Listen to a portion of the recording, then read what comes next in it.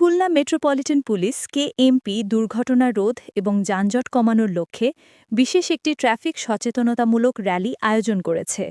র্যালিটি বয়রা traffic মোড় থেকে শুরু হয়ে মডেল কলেজের সামনে প্রদক্ষিণ শেষে পুনরায় বয়রা ট্রাফিক মোড়ে শেষ হয়।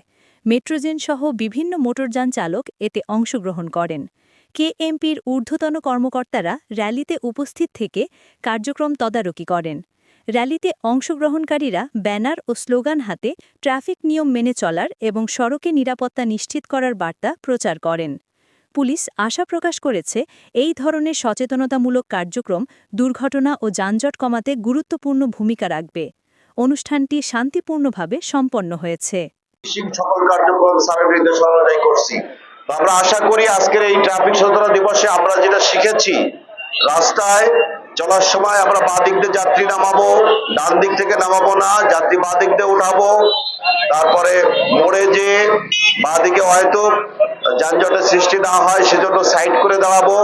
এই বিষয়গুলো আমরা শিখেছি, আমরা প্রতিপালন করব।